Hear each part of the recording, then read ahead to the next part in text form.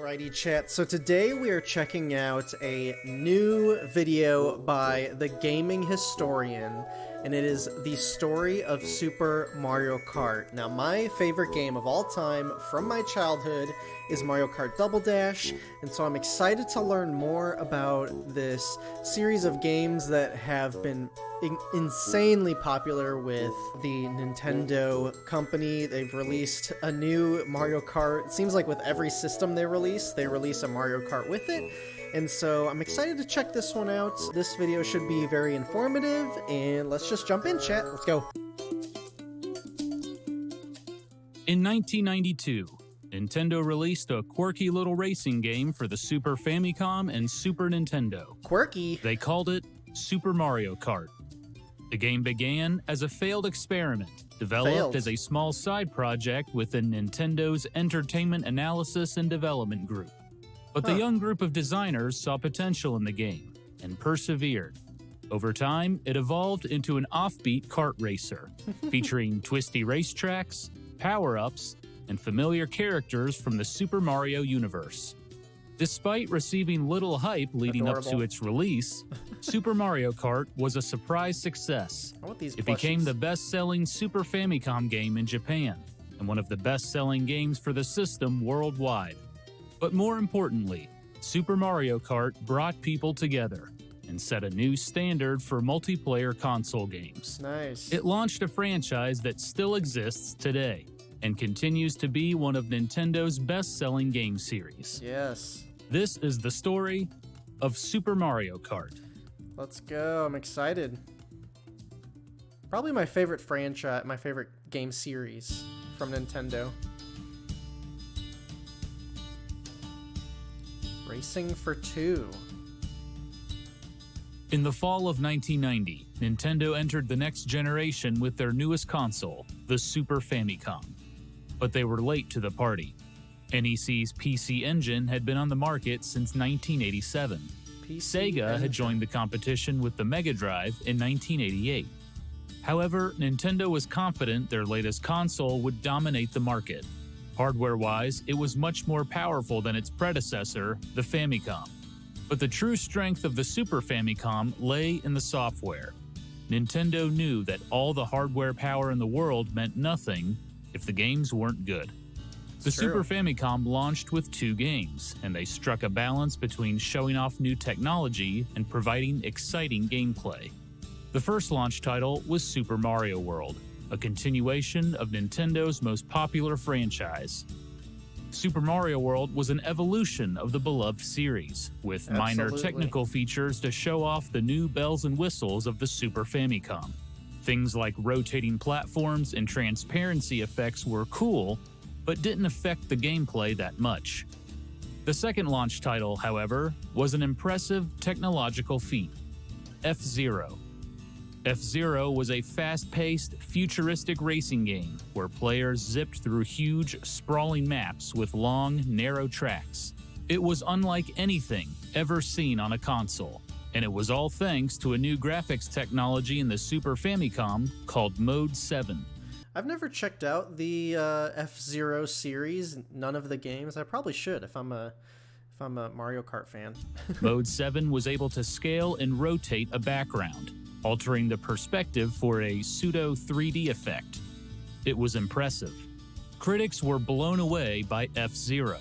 Famitsu magazine gave the game 37 points out of 40, 3 points higher than Super Mario World. Wow. One reviewer stated, "The sense of speed found here is unlike any other racing game we've seen so far. Really? It feels like this game clearly shows off the allure of the Super Famicom." But there was one major problem with F-Zero. It was a single-player game. That bothered Nintendo's chief software producer, Shigeru Miyamoto. Miyamoto was the man behind some of Nintendo's most popular game series, including Super Mario Bros. And The Legend of Zelda. He was also heavily involved with developing the Super Famicom. He consulted on the system's design, the controllers, and even the packaging. Miyamoto insisted that the Super Famicom come with 2 controllers. He wanted to ensure developers would keep multiplayer in mind when they made games. But ironically, neither launch title utilized both controllers. F-Zero was single-player only, and while Super Mario World was a two-player game, players couldn't play simultaneously. Miyamoto felt that development teams had only scratched the surface of the potential of the Super Famicom, so he devised a new project. Make a game like F-Zero, but for two players. He assigned the task to two talented staff members within Nintendo's Entertainment Analysis and Development Group, Tadashi Sugiyama and Hideki Kono. Both men had experience working with Miyamoto. Sugiyama joined Nintendo in 1983 and came up through the creative department with him. Sugiyama initially designed characters such as Popo and Nana from Ice Climber, and eventually became a game director. His first job was the highly anticipated second game in the Zelda series, Zelda 2: The Adventure of Link. Sugiyama also had experience with the Mode 7 technology in the Super Famicom, having just wrapped up director duties on Pilot Wings, a flight simulation game. Working alongside Sugiyama was Hideki Kono. Kono joined Nintendo in 1986 and cut his teeth designing Ice Hockey, a fun arcade-like sports game for the Famicom Disk System. But his most significant work was creating the overworld maps and levels for both Super Mario Bros. 3 and Super Mario World. Miyamoto oversaw both projects. Kono recalled he learned a lot about game development and creation by working under Miyamoto. Now, in the fall of 1990, Miyamoto entrusted Sugiyama and Kono to direct a new racing game for two players. As for himself, Miyamoto would serve as a producer, a self-proclaimed, pretty relaxed role. He remembered, "I don't know if I can really say I participated in this development. It was more like I observed it." Sugiyama and Kono also recruited additional staff, including programmers, to help with the project. Among them was Masato Kimura. Kimura had helped program F-Zero, so it made sense for him to help with a potential sequel. Yeah, that makes sense. He was sense. named the director of programming. They also brought in Hajime Yajima. Yajima had previously worked on Pilot Wings, implementing a digital signal processing chip, or DSP chip, on the cartridge. The chip helped the game program run extra calculations behind the scenes. Sugiyama and Kono knew their two-player racing game would need this chip to work. So Miyamoto walked over to Yajima's desk, tapped him on the shoulder, and said, "Let's work together." With a team in place, Sugiyama, Kono, and the rest of the staff got to work. But by most accounts, the work was somewhat informal. There was no master design document, and Really? Kono recalled not taking any notes during meetings. They were more like chat sessions. Everyone sat near each other in the office, so team members simply went up to each other's desks and talked. That's crazy to think that one of the biggest franchises for Nintendo was started off like this, like very casual, you know, hey, lean over your shoulder, hey, what about this character? Yeah, sure. Team members split their That's what it time sounds with like. other, more extensive projects. Despite this, they were a dedicated group. Kono recalled that early development was mostly just sitting at one's own desk, grinding it out. Unfortunately, they quickly learned that making a two-player F-Zero game was next to impossible. F-Zero's racetracks were massive, with long straightaways that gave a sense of speed. The tracks were displayed over an area of 100 screens, but due to hardware limitations, it was way too complex to do this for two players simultaneously. Really? So sacrifices had to be made. Oh. With two players, the racetrack would have to be downsized from 100 screens to only 16. 16. With such a small race course, they couldn't add those long straightaways. It's got to be a Only loop. twists and turns. Kono finally admitted, with more than one player, it would have been impossible to illustrate the high speeds of F-Zero. F-Zero's fast, futuristic vehicles would not work on such a small map. But maybe another type of vehicle could. So, as a last-ditch effort to save the project, the team changed things up. That was our first idea, actually. A fun, light-hearted game where you zip around unrealistically in cars. It wouldn't be the life-or-death, dangerous world of F1 racing, but more the atmosphere of screeching wheels as you zip around an amusement park. From those ideas, the concept eventually evolved naturally from cars to karts. Shigeru Miyamoto. Go-karts Makes were a sense. perfect choice.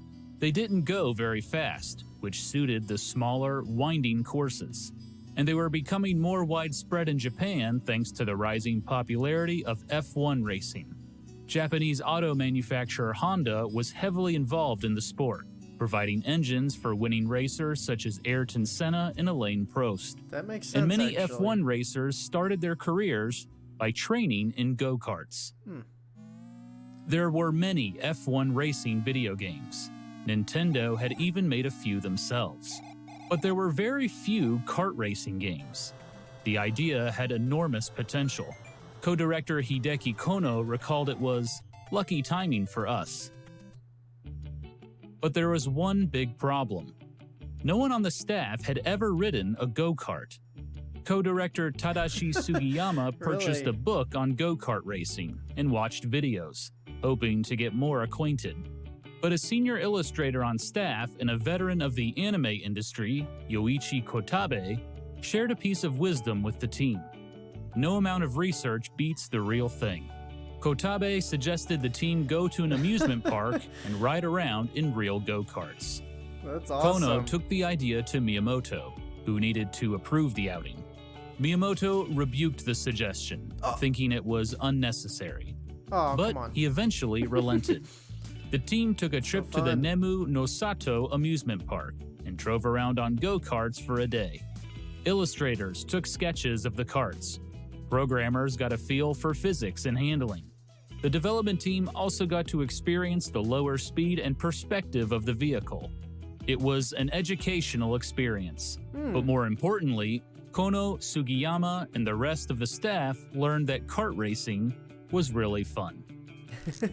But that was only the start of their crash course on go-karts.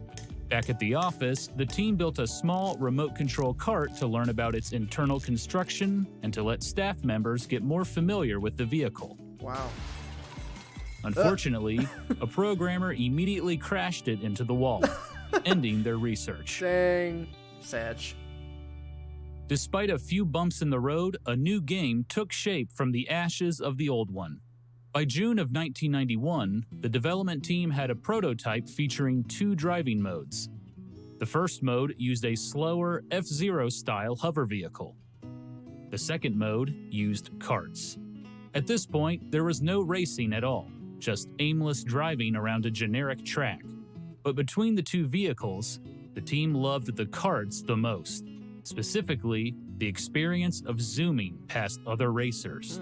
But visually, the game needed some work. The racers were generic people with helmets and coveralls in various colors.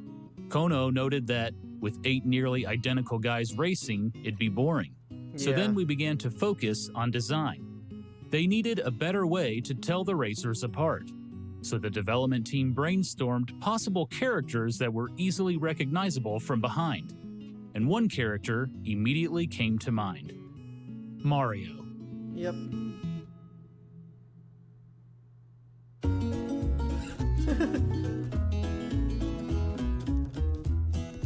Changing lanes.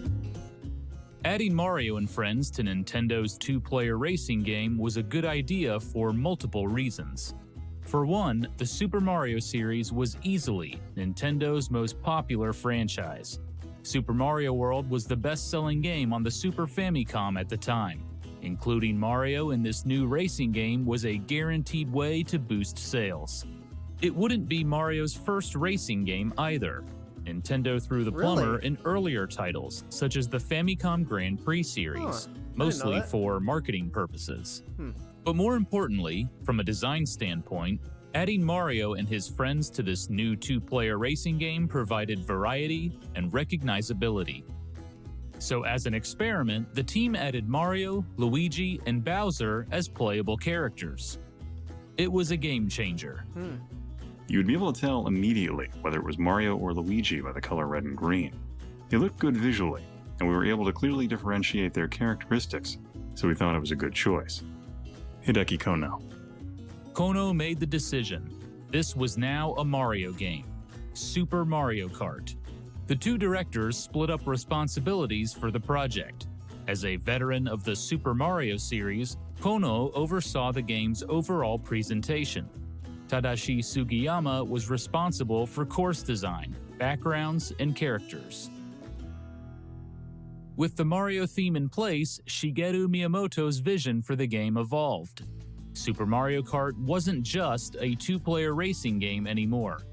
It was about the thrill of competition, the fun of driving in go-karts, and the joy of playing video games with friends. But before they could figure out the gameplay, the team had to fill out the roster of playable characters. Mario and Luigi were obvious choices.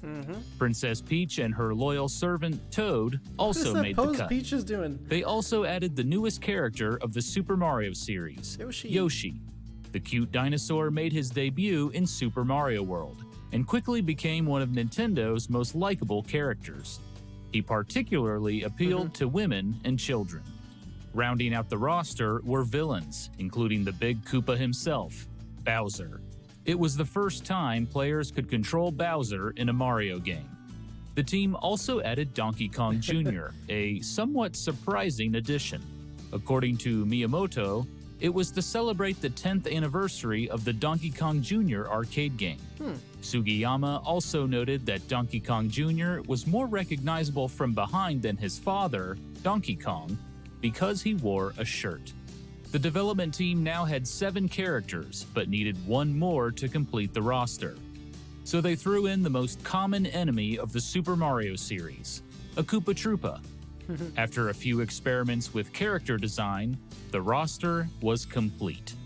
But the Super Mario Kart team didn't stop there.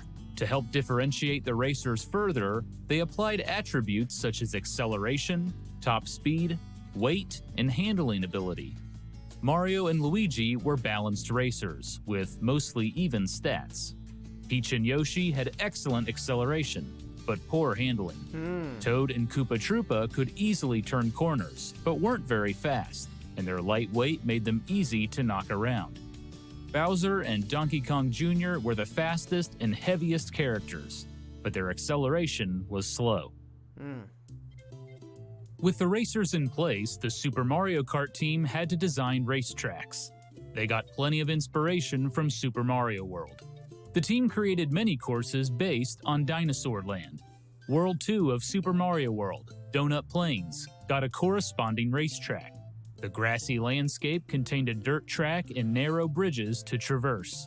The ghost houses scattered throughout Dinosaur Land, known for their hidden exits, became Ghost Valley, a track made of wooden planks and filled with hidden shortcuts. Nice. World 6 of Super Mario World, Chocolate Island, also got a racetrack, with plenty of dirt and mud to slow players down.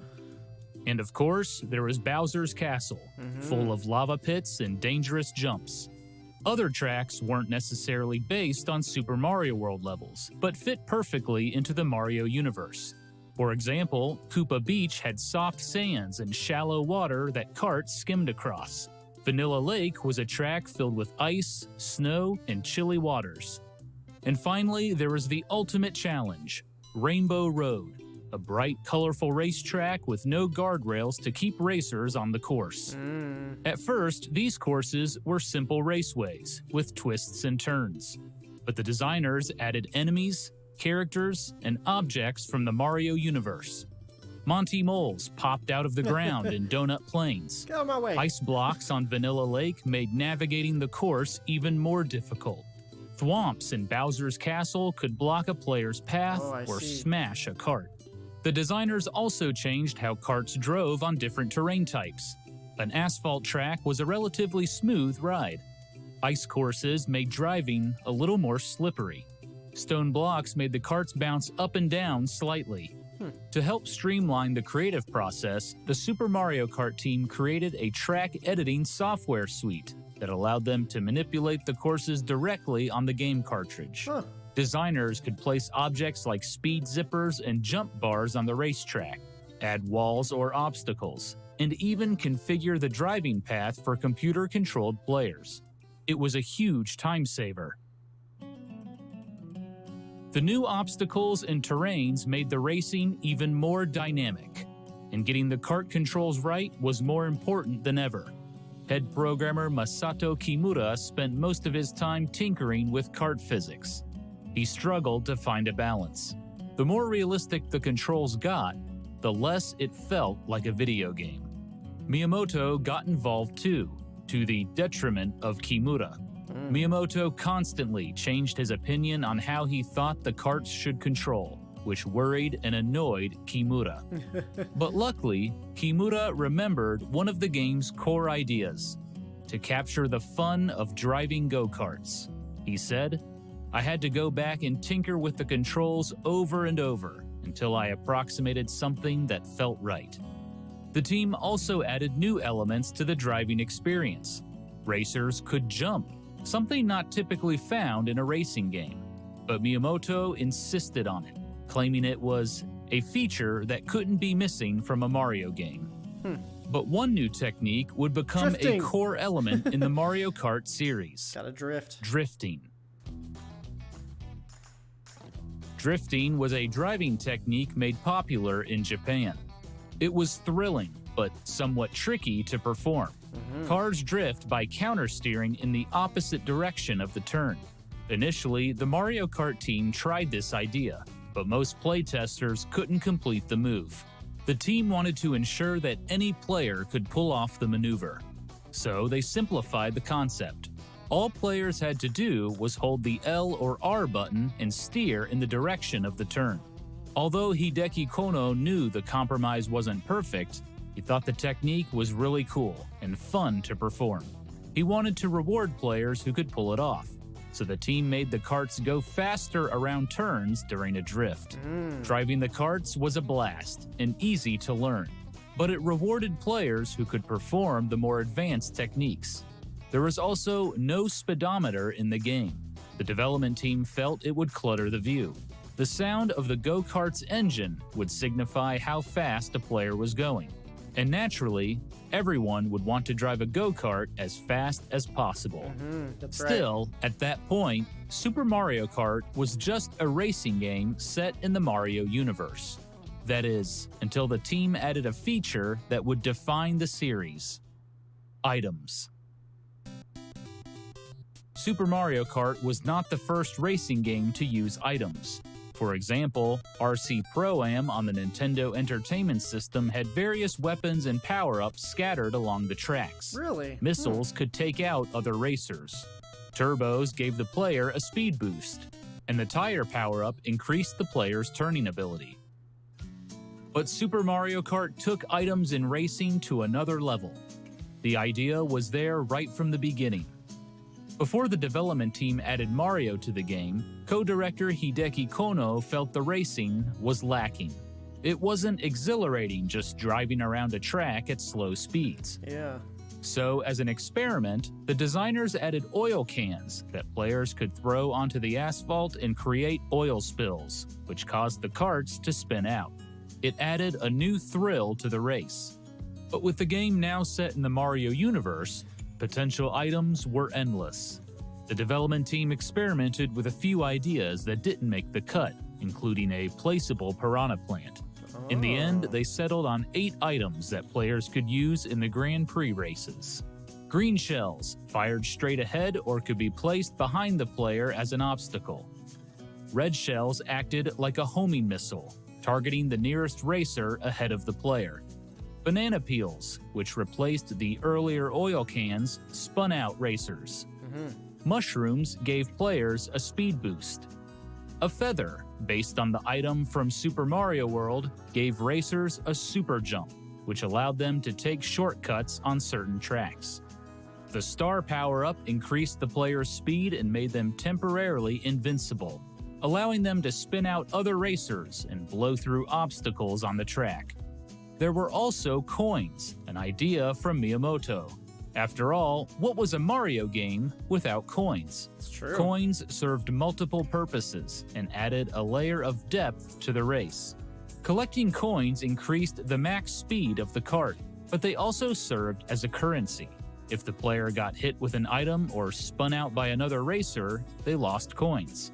And if a player fell off the track, Lakitu took a few coins away. And finally, there was the lightning bolt, arguably the most powerful item in the game. It shrunk all the other racers on the track, slowing them down and making them vulnerable to being run over. Playtesters loved how the lightning bolt created sudden upsets. The Super Mario Kart team tested items incessantly to refine the balance. And thanks to the track editing software, designers could place item question blocks on courses to quickly test them. I want to make my own track. However, they ran into a problem. The playtesters found that items sometimes led to chaotic and unfair racing. For example, players in first could get powerful items like lightning bolts or stars, giving them an extraordinary advantage. But co-director Tadashi Sugiyama had a simple solution. The chances of getting certain items depended on the player's position, lap, and race course. That makes sense. If a player was in last, they had a much better chance of getting powerful items. But if they were in first, they would likely get less useful items. It worked perfectly. Thanks to the item balancing, there was no guarantee a skilled player could come out on top.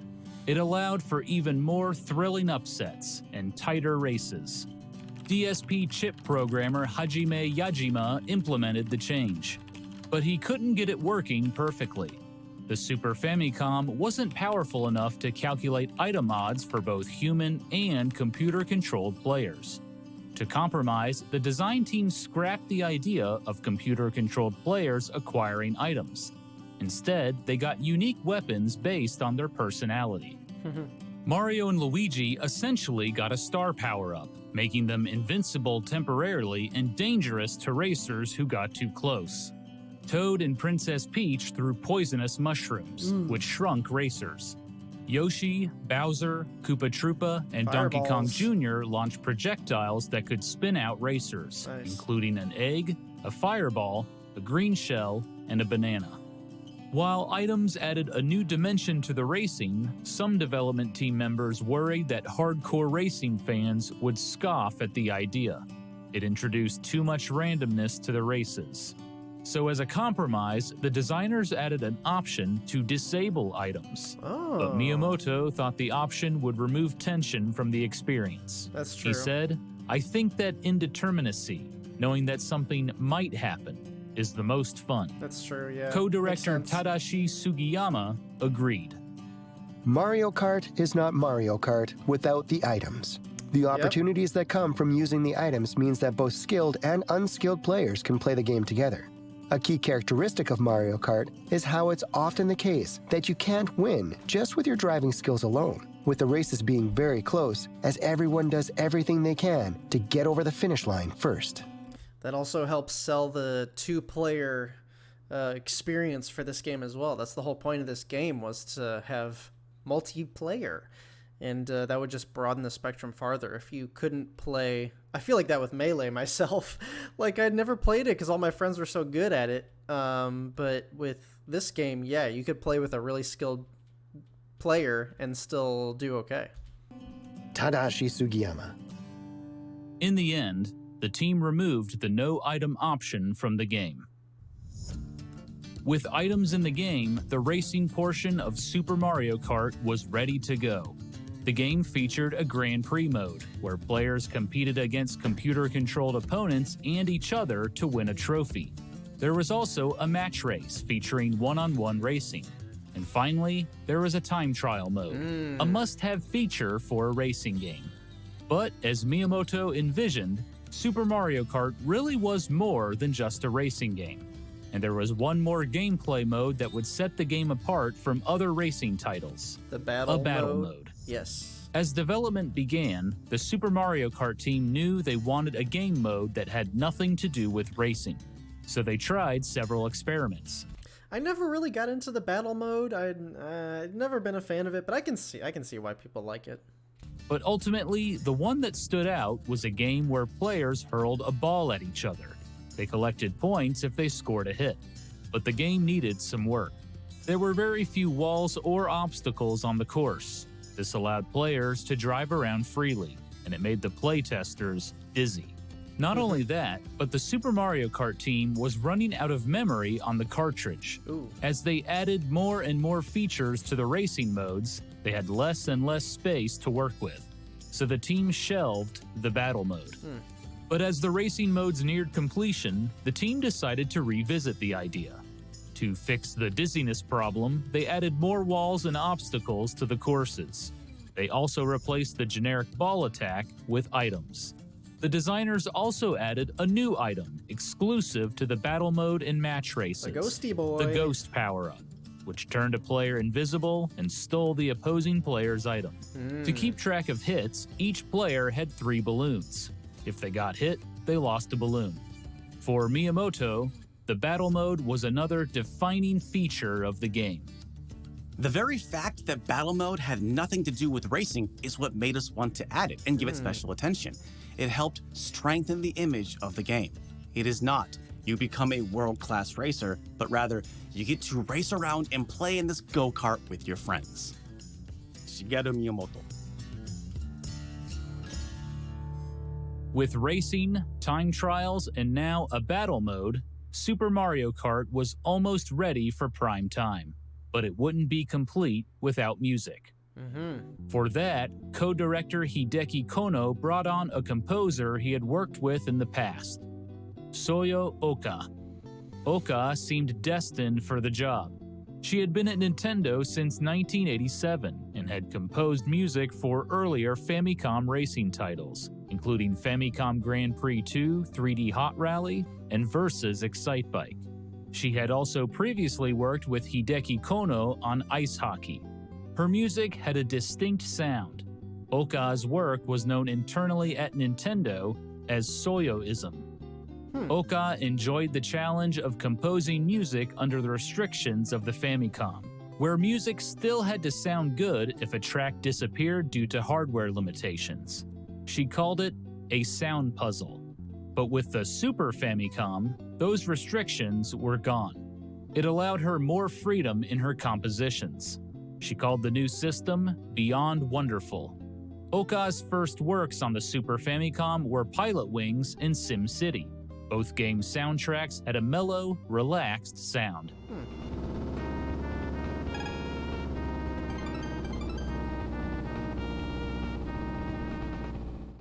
With Super Mario Kart, Oka had to come up with more upbeat music that fit in a racing game, but also had a Mario flavor. Hideki Kono, who was in charge of the game's overall presentation, gave her the freedom to unleash her Soyoism on the soundtrack.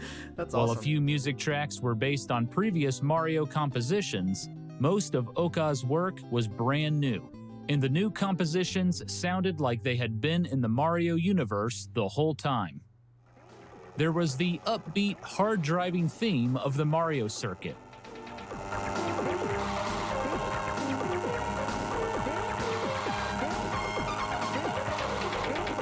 The relaxing coastal vibes of Koopa Beach. Coastal vibes. Classic music. And Oka's personal favorite, the epic synth-heavy music of Rainbow Road.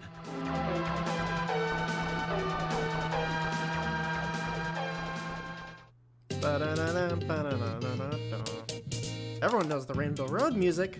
What began as a failed experiment to make a 2-player F-Zero game was now a unique, fun go-karting adventure. Wow. That's Super crazy to Mario think Kart about. expanded the idea of what a racing game could be.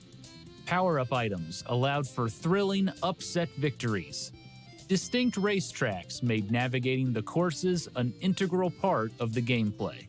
And the new battle mode made games with friends even more intense. For co-director Hideki Kono, the thrill of competition made Super Mario Kart a memorable game. It sure is. I really played the game a lot during the adjustment and debug Very phases of the memorable. development.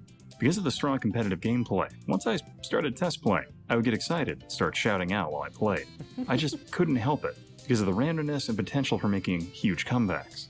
I may have been a bit distracting for other development teams working on other projects. Hideki Kono. By the summer of 1992, Nintendo was ready to reveal Super Mario Kart to the world. But surprisingly, despite being a Mario game, NVIDIA, Super get outta Mario here. Kart did not generate much hype leading up to its release. Early previews in video game magazines were short, lost in a sea of other games. Many Really? of the write-ups compared the game heavily to F-Zero. Nintendo tagged Super Mario Kart for an August 27, 1992 release in Japan. Leading up to the launch date, co-director Tadashi Sugiyama remembered feeling unsure about the game's success. He said, "I knew it was fun, but I didn't imagine users would actually like it that much." What? Come on. Sugiyama was in for a huge surprise. That's right, yeah. This game is iconic.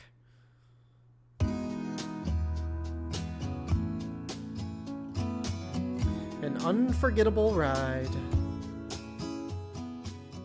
Thursday, August 27, 1992 was a big day for Nintendo. Super Mario Kart was on store shelves, and Nintendo was hosting their annual Famicom Space World exhibit at the 4th Shoshinkai Trade Show in Tokyo. The event allowed Nintendo and third-party developers to show off their latest titles for the Famicom, Super Famicom, and Game Boy systems. Out of the 240 games exhibited, Super Mario Kart was one of the few playable titles at the show. Really? People waited up to 1 hour in line to play the game for Wow. only 5 minutes. That's crazy. Word about Nintendo's funky new racing game spread quickly. Children and adults rushed to stores to pick up a copy. Some, including HAL Laboratories' head of software development Satoru Iwata, snuck out of work to buy the game. In just 2 days, Super Mario Kart was sold out across Japan. According to Electronic Gaming Monthly, many stores wouldn't even accept deposits to hold the game, and Really? it only got more popular. Reviews poured in from the Japanese video game press. Games that simulate reality can never actually be reality. And while catching up to reality is very difficult, fiction can draw near to it or even this video from a surpass it promo? in some ways. While Super Mario Kart is absolutely a work of fiction, it's more faithful to reality than any simulation. It simulates the excitement of a race and the joy of Oh driving. god. Namco Shida, Famitsu. Famitsu magazine gave Super Mario Kart a 32 out of 40, calling it exhilarating, challenging, and much more polished than F-Zero. Family Computer magazine scored the game 24.5 out of 30, noting that the multiplayer modes were very appealing. However, the game wasn't perfect. One reviewer felt that doing well in the game depended on getting lucky with items. And a 16-year-old from Tokyo wrote to Famitsu claiming people were barfing while playing the battle mode. But that didn't stop Super Mario Oh, yeah, Kart suck from it up. flying off store shelves. It play entrenched with a bag itself around in the your neck. Famitsu Top 30 list for more than a year. The Yomiuri Shimbun, one of Japan's largest newspapers, nominated Super Mario Kart as one of their top games of 1992. Competitions were held throughout Japan, where people competed for the fastest times around tracks. There were even rumors Nintendo was working on an updated special edition cartridge for a 1993 release. Oh. Super Mario Kart made its way into other mediums as well. The Super Mario Club Show, a weekly video game program on Japanese television, regularly featured Super Mario Kart competitions. Oh. There was that's cool. also a rush of merchandise. Oh, I bet. The yeah. combination of Mario and go-karts lent itself well to toys. Yep. There were plushies, battery-powered RC cars, small go-kart figures, model kits, children's toys, and more. Super Mario Kart would become the best-selling Super Famicom game of all time, selling 3.82 million units in Japan. But would it be popular elsewhere in the world? 1992 was an important year for Nintendo of America. It was the 16-bit Super Nintendo's first full year in stores, and Nintendo faced stiff competition from Sega and their 16-bit console, the Genesis. Yep. The Genesis had been out since 1989 and made quite a dent in Nintendo's market share. The Genesis was also cheaper than the Super Nintendo and had more games. In addition, Sega had recently launched their flagship mascot to compete with Mario, Sonic the Hedgehog. Nintendo had to change things up to stay competitive. They lowered the price of the Super Nintendo from $200 to $150. They also released a standalone console without a bundled game and only one controller for $100. As a response, Sega lowered the price of their Sonic Bundle Genesis to $130 and started offering a standalone console for $100.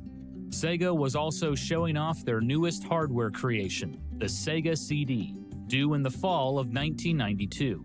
The peripheral beefed up the hardware power of the Genesis, and the CD medium provided more storage space, better sound, and full-motion video games.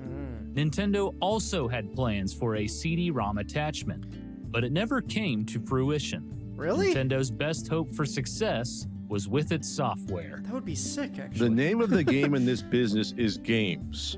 When the consumer pulls out his wallet, he wants top value for his entertainment dollar, and that's what we've always delivered. That's right. But this new lineup represents the best group of games we've ever introduced. Peter Main, Nintendo of America. Nintendo showed off their new game lineup at the 1992 Summer Consumer Electronics Show in Chicago. Creepy. During the show, Nintendo announced more than 175 new games for the second half of 1992. 75 of them were for the Super Nintendo. It was the largest rollout of new software in Nintendo's history. There was Mario Paint, an educational art program that came with a mouse. Street Fighter II, a port of the popular arcade fighting game. Yep. And finally, Super Mario Kart. CES attendees got to try all the latest titles, and Super Mario Kart was the surprise star of the show. Luckily, gamers wouldn't have to wait very long to own a copy for themselves. With little text in the game, the localization process was relatively quick. However, there were minor changes between the Japanese and international versions of the game. Most notably, the animations during the trophy presentation screens. Fish. In Japan, Bowser and Peach drank champagne when Oh they my won God. a Grand Prix race. But for the international releases, they simply celebrate with the bottles. Nintendo of America was adamant about maintaining a squeaky clean image with parents. Makes sense. On September 1st, 1992, just 4 days after its Japanese launch, Nintendo released Super Mario Kart in North America. And just like in Japan, the response was incredible. GamePro magazine gave the game a near-perfect score, praising the multiplayer modes and accessibility for people of all skills. Electronic Gaming Monthly gave the game its Editor's Choice Award and called Super Mario Kart the best driving game to come along for some time. Nintendo backed up Super Mario Kart with a fourth quarter $30 million advertising campaign. And make him eat dust. Or go into battle mode and ruin his day. Too speed. Fast and way too fast. It's two-player Oh fun my on the God, split so screen. goofy. Only for the Super Nintendo Entertainment System. Now you're playing with power. Superpower. I want to Super Mario eventually... Kart graced the cover of the I want to eventually get a bunch of like old Nintendo advertisements and watch those. Those seem super goofy and would be really fun to look back on. October 1992 issue of Nintendo Power, which contained tips and tricks, maps, and strategies for various courses. Nintendo also teamed up with Domino's Pizza, What? which had a Super Mario Kart scratch and win that's what game this is with from. $25 million in prizes. 25 million? What? This is back in the 90s. Are you kidding me? I wonder who won that. Imagine like some 14-year-old kid wins this. 25 million. That's a lot for now. In It's a lot December these of days. 1992, Super Mario Kart crossed the Atlantic and hit store shelves in the UK. Ew. British video game magazine Control scored the game an 86 out of 100, calling it the best racing game on the Super Nintendo. The following year, Super Mario Kart reached the rest of Europe. German magazine Video Games had high praise, calling Super Mario Kart the best racing game of all time. Wow. Not bad for a small side project at Nintendo. Yes. Super Mario Kart was a surprise hit. Nintendo sold more than 1 million copies globally in less than a year. It was so popular that Nintendo bundled the game with the Super Nintendo in several regions, further increasing sales.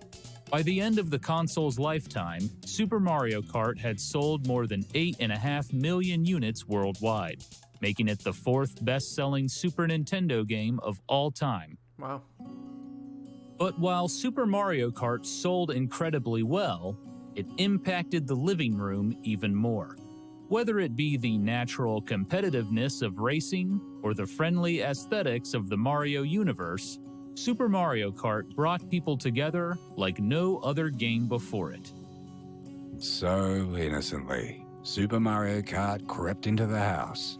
It looked at first about as interesting as Tribe, but I soon discovered that this game crossed barriers, both in gameplay and generations. And what's even sweeter, the kids didn't always win. My teenage years as a hoon on wheels were finally beginning to pay off. I knew how to drive like a fool. They didn't. Mark Cam, the Sydney Morning Herald. Friends teamed up to unlock all the races in Grand Prix mode. Siblings duked it out in battle mode or raced each other one-on-one. Parents competed with their kids for the fastest time around the courses. So it was no surprise that Super Mario Kart won a Parents' Choice Award in 1992, given to, quote, entertaining products that introduce skills, reinforce them, and glamorize courage and common sense. Other game developers took notice of the popularity of Super Mario Kart, and soon a flood of clones hit the market on both PC and consoles, hoping to cash in on the kart racing craze. Oh my gosh. Sega put out Sonic Drift on their handheld Game Gear system. Atari released Atari Karts for the ill-fated Jaguar console. There were also clones on the Super Nintendo, such as Street Racer, a part racing, part fighting game. But nothing came close to the success of Super Mario Kart. That's true. The game stayed on the Nintendo Power charts for an astonishing 68 months, until the magazine stopped tracking Super Nintendo games. It was the beginning of a popular new franchise for Nintendo. Their next console, the Nintendo 64, would feature the first follow-up to the original game, Mario Kart 64. It's pretty fun. And soon, Mario Kart games would come out for every new Nintendo console and handheld. And today, its popularity is bigger than ever. The best-selling game on the Nintendo Switch is Mario Kart 8 Deluxe. Makes sense. Many of the staff members who were involved with the original game still work at Nintendo. Shigeru Miyamoto is still Nintendo's chief software producer. He is widely considered the greatest video game designer of all time. Hideki Kono remained involved in every future Mario Kart game. Today, he is in charge of Nintendo's mobile game division. Tadashi Sugiyama would go on to work on several Mario Kart games, including Mario Kart 64 and Mario Kart Double Dash for the GameCube. Sugiyama also directed F-Zero X, released in 1998. And thanks to the power of the Nintendo 64, he was finally able to implement multiplayer in the fast-paced racing game. Nice. Today, Sugiyama is still with Nintendo, working as a designer. Programmer Masato Kimura, who worked tirelessly to perfect the kart controls, continued to program various Nintendo games, For Wind Waker? including The Legend of Zelda The Wind Waker and Super Mario Galaxy. Okay. Most recently, he worked on the latest Mario Kart game, Mario Kart 8. Hajime Yajima, who implemented the DSP chip into Super Mario Kart, continued to put his technical knowledge to use. He provided assistance with new, graphically intense games, like Star Fox and Super Mario 64. Today, he is still working within the technology department at Nintendo. But not everyone stayed. Composer Soyo Oka left the company in 1995 to become a freelancer, working in radio, television, and video games. Okay. But Super Mario Kart stayed with her. Even today, people come up to Oka and talk about the game. Really? She said, I am truly moved to think that I have inspired children and young people more than I had ever imagined. At these times, I again come to understand how much of an amazing hit the game was and how many people played it. In total, the Mario Kart franchise has sold more than 150 million copies worldwide, making it one of Nintendo's best-selling series. Wow. And it all started with Super Mario Kart. A game that began as a failed experiment became one of the most influential games of all time. In 2019, the Strong Museum in Rochester, New York, acknowledged the game's impact by inducting it into the World Video Game Hall of Fame. Wow. Super Mario Kart's unique combination of familiar characters and exhilarating social gameplay produced a powerful franchise that invited friends, family, and gaming fans of all ages to the Mushroom Kingdom for an unforgettable ride. The Strong Museum. Nice. Wow. Very good, very good.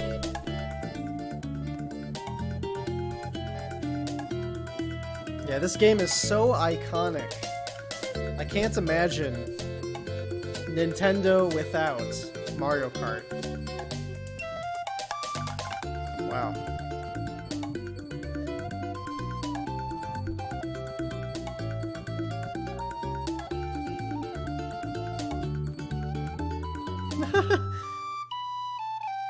Is that supposed to be Bowser? Oh my god. An old character design, clearly.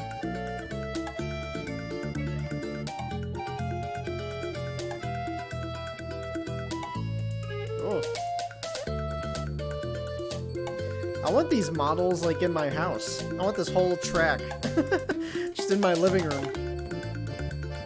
Ooh, in the sand.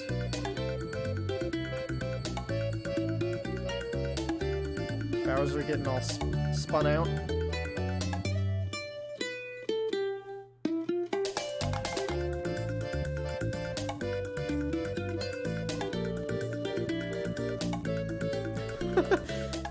Bowser looks so goofy looking. Wow. Old character design, clearly. Awesome. Wow. Very informative. Loved it. Loved it. Hey there. Thank you so much for watching. I really do appreciate it. If you want to see more of my content, feel free to subscribe.